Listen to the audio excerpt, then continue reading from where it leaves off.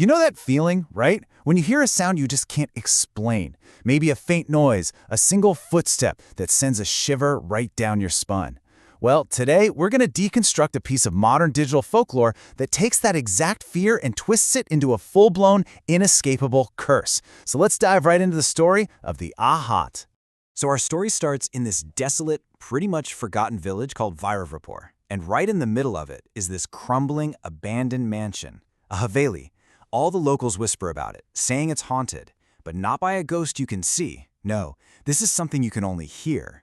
These strange, unexplainable footsteps that they call the ahat. And, like any good ghost story, this one kicks off with a dare. A young visitor to the village, her name's Rena, is trying to prove how brave she is to her friends. So, what does she do? She decides to step inside that haunted haveli, all alone. Okay, so she's inside, and as she's waving her flashlight across these decaying walls, she sees her own shadow, naturally. But then, she sees another one right next to hers. And as she just stands there, perfectly still, holding her breath, that second shadow, it moves.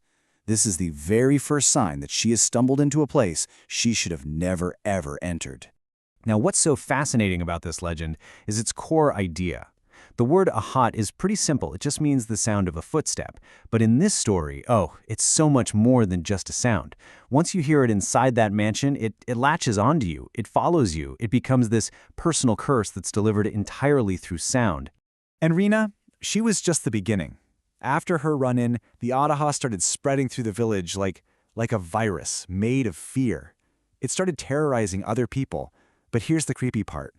It always felt deeply, deeply personal to each person it targeted. And you can see the terrifying pattern right here. For Rena, it started with that shadow, and then it became phantom footsteps that followed her everywhere. For Raghu, the town barber, it was a white apparition by a pond that literally drove him mad. And near it, the teacher, a total skeptic, heard these heavy footsteps and a whisper that completely turned him into a believer.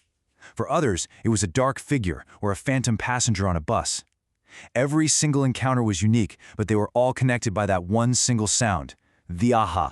So, as this shared terror just kept building and building, a few of the villagers finally realized they couldn't just hide from the ahat anymore. They had to do something. They had to fight back.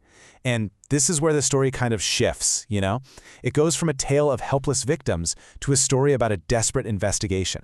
And so, this totally unlikely team comes together. You've got Rena, who is basically patient zero, and her fear has now turned into this burning need for answers. Then there's Anirudh, the man of logic who just can't deny what he heard. And finally, you have DCP Arvind, a police officer who was sent to debunk what everyone thought was just mass hysteria right before he has his own chilling encounter. Wow, this line really just captures how desperate they are. They get it now. This isn't just about some strange noises anymore. This is a matter of life and death and sanity. Their one and only hope is to go back to the source, to the one place that ties them all together, the haveli's basement. Their trip down into that basement isn't just about, physically going down into the dark. It's a journey into the past to finally uncover the horrible, tragic event that actually gave birth to this curse in the first place. And this is the question, right? This is what drives the whole final act. What on earth happened in this place that was so awful it left behind an echo, an ahat, that could torture people for 100 years? Well, it turns out the answer comes from the ghost herself. So imagine this. They're standing in this damp, cold basement, and a shadowy form starts to appear. And a voice echoes, not just in the room, but inside their heads. It tells them its name is Lalita, the original mistress of this haveli, and she's finally ready to tell them what happened. And here it is. This is the crucial point. The ahat isn't just some random paranormal thing. It's the literal sound of a murder being replayed forever. A century ago, Lolita was buried alive right there in that basement by her greedy husband. The ahat, it's the sound of her last desperate steps, pacing back and forth right before she died. It's an eternal echo of her final moments. So, armed with this terrible knowledge, the group thinks they've found the answer. If the curse is tied to Lolita's body, well, then destroying her body should end the curse, right? It seems logical. But this is exactly where the story delivers its final, absolutely brutal twist. They do the only thing they can think of. They set the entire haveli on fire, burning it completely to the ground.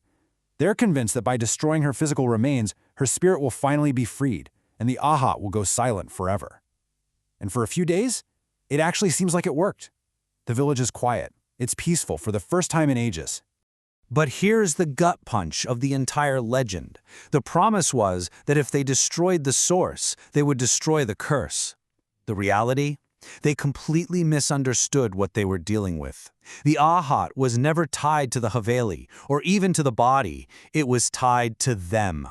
It's a sound that once you hear it becomes a part of you. And this is the chilling final scene. Rena is in her room, miles away from the ashes of that mansion, believing she's finally safe. And then, from the corner of her room, she hears it. Step, step, step. The ahat is back. They didn't destroy it. They just let it out. So ultimately, this whole piece of folklore leaves us with this truly terrifying idea. A curse isn't a place you can just run away from. It's a sound that can find you absolutely anywhere. It suggests that once you've been exposed to the story, well, the sound is already in your head, just waiting for a quiet moment to make itself known.